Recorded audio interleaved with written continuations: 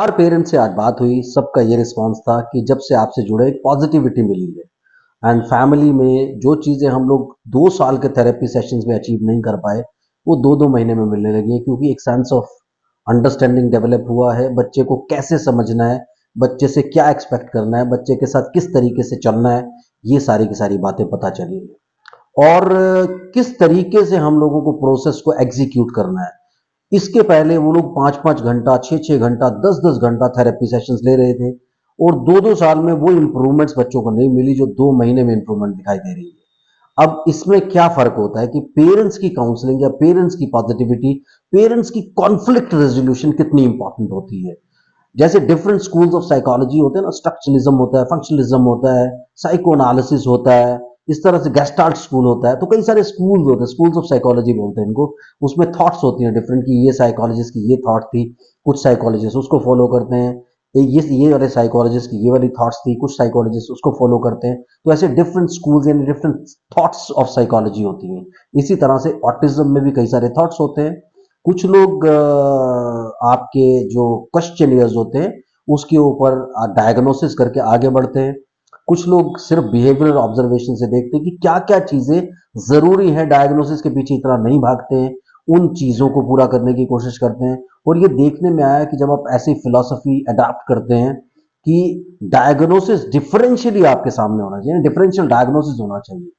ऐसा नहीं होना चाहिए कि सिर्फ आपने क्वेश्चनर देखा, क्योंकि उसमें डूज एंड डोंट्स है, क्या ये कर लेता है, ये नहीं कर लेता है, वो करता है, वो नहीं करता, उसके बेसिस पे आपने डायग्नोज किया। लेकिन पीछे का हिस्ट्री क्या इंपॉर्टेंट है कि नहीं है, ये चीजें कई बार ध्यान देना लोग बाग भूल जाते हैं। उसकी वजह से क्या होता है कि वो चीजें करने लगते हैं आगे। और मैंने तो कई बार ऐसी रबिश फिलोसफीज देखी है कि ऑनलाइन थेरेपी दे रहे हैं बच्चे को। भाई ऑनलाइन ऑनलाइन थेरेपी बच्चा कैसे करेगा जिसका आई कांटेक्ट नहीं है, जिसका फोकस नहीं है, जिसका इन्वॉल्वमेंट ही नहीं है आपके साथ, वो क्या करेगा।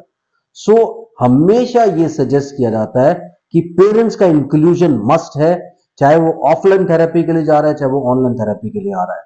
ऑनलाइन थेरेपी के लिए भी पेरेंट्स ट्रेनिंग प्लान होने चाहिए, पेरेंट्स को ट्रेन करें, पेरेंट्स को पॉजिटिव करें, और इसी का ही सबसे ज्यादा अच्छा रिजल्ट निकलता है।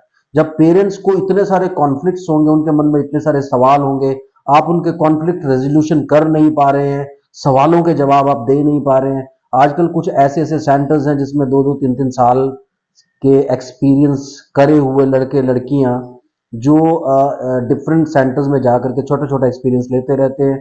डिग्री पता नहीं कैसे हुआ कैसे नहीं हुआ, उसके बेसिस पे वो थेरेपी करते रहते हैं। उनको कॉन्सेप्ट की कई बार समझ नहीं होती और चीज़ों को वो आपको बताना शुरू कर देते हैं। उससे क्या होता है कि पेरेंट्स का बहुत सारा टाइम वेस्ट हो जाता है, क्योंकि बहुत स्ट्रांग नॉलेज नहीं होती है। सो पेरेंट्स की काउंसलिंग सबसे ज़्यादा इंपॉर्टेंट होती है। अगर पेरेंट्स को पता लगे कि बच्चों से क्या एक्सपेक्ट करें, कैसे एक्सपेक्ट करें, कितना एक्सपेक्ट करें और किस तरीके से वो रिस्पॉन्स निकालें।